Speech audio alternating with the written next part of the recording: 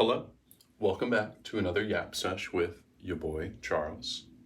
Today we're going to be talking a little bit about who is the ego, what is the ego, what makes up the ego, kind of how it comes to be, and what you can do with that knowledge once you have that in your back pocket.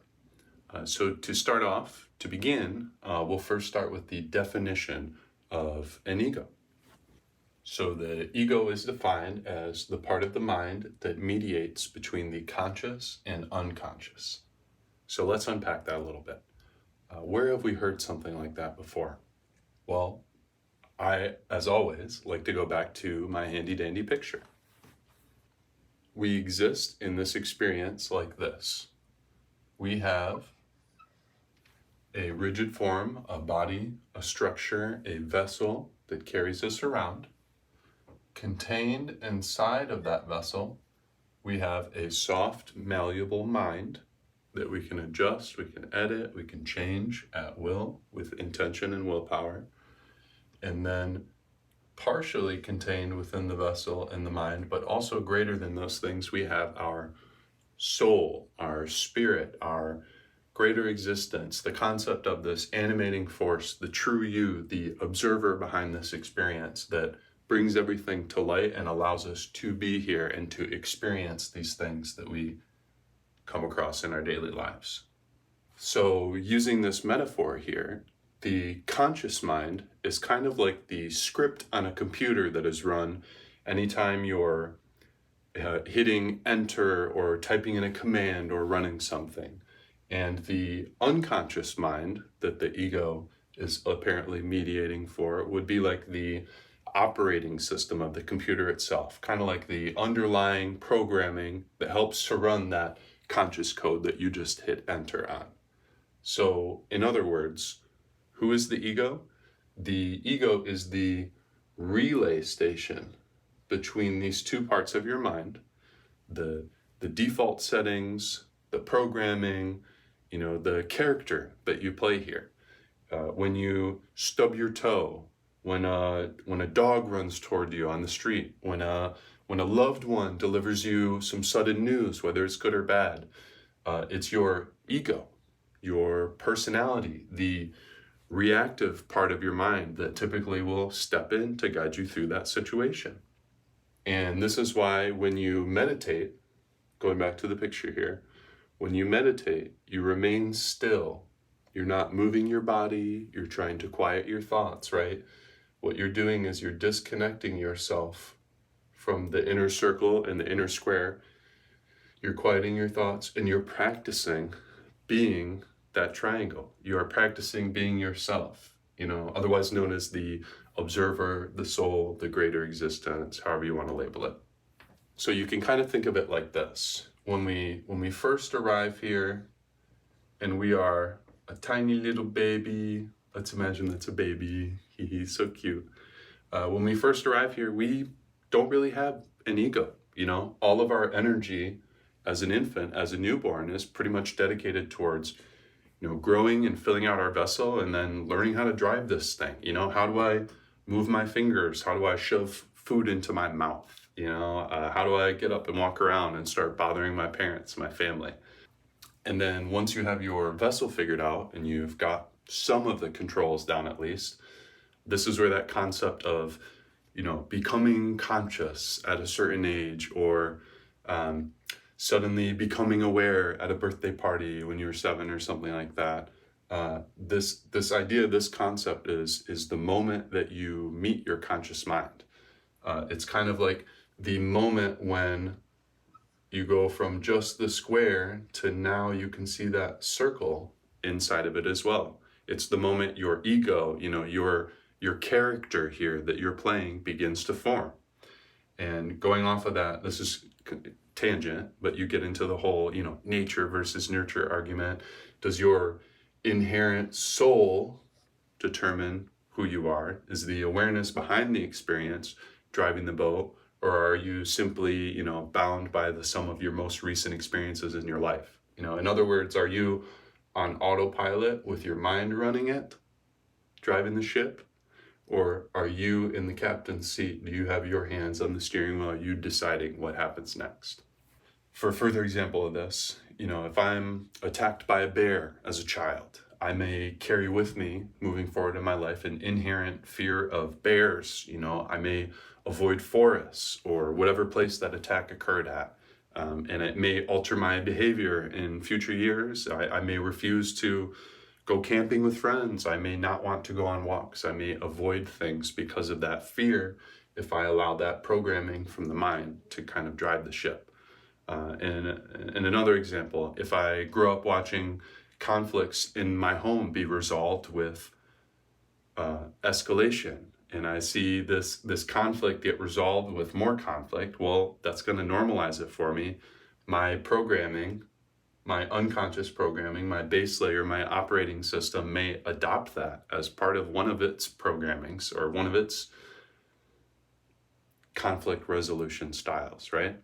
So without reflecting on the consequences of your actions, you may carry forward those same actions into future situations. Again, your ego, your character here in this experience, if you're not being intentional, if you're not being conscious about it, your character is none other than the sum of all of your prior experiences at any given moment.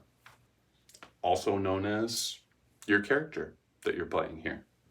If life is going well for my character and everything is going my way, I may be more gracious. I may be more kind. If I am going through a rough stretch and nobody's being kind to me and I'm being kind to nobody else, well, I'm probably going to carry that forward until I decide to make a change.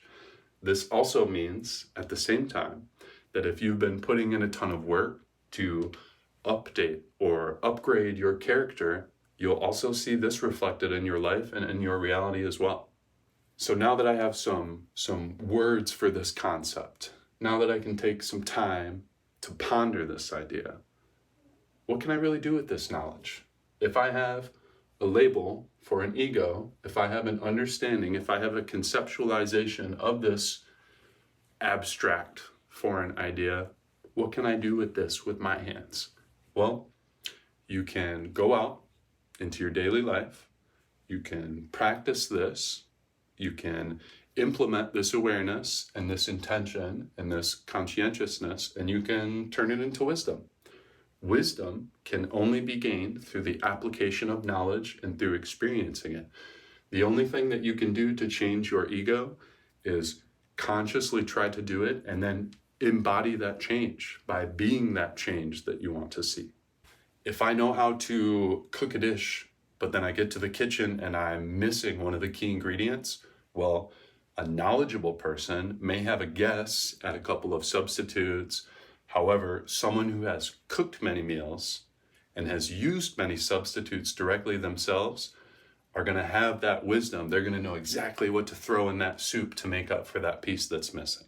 They're going to be able to adjust that recipe. Instead of barbecue pizza, well, now we're doing Alfredo sauce pizza or marinara pizza or something like that.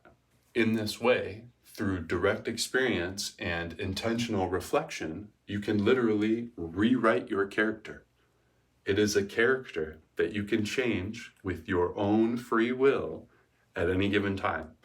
If I want to respond instead of react, I can do that. If I want to change my default character, my programming, and I want to be a kind person, I can do that. Do I want to be more or less stern with loved ones in my family? I can do that. Do other people, do my coworkers or strangers feel safe around me? Do they feel warm and welcome? Do people approach me with their problems? Do people ask me for help? Do people ask me for their opinion? Do I want those things? I can change all of that with intention if I choose to do so.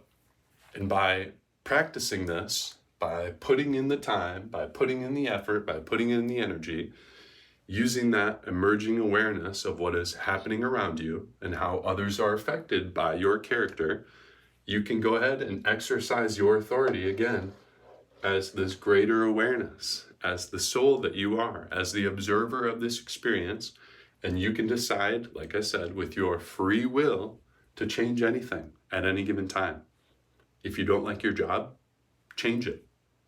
If you're not happy with your friend group, change it.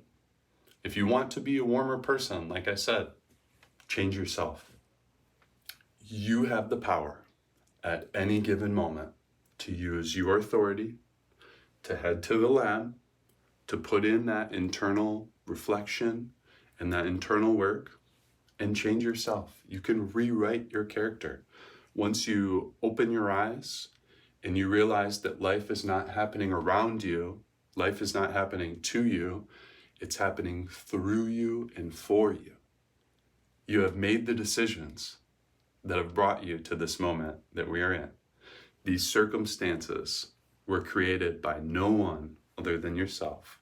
And when you take that responsibility back, when you realize that it's your character, you internalize that responsibility and you make the conscious, intentional decision to make a change.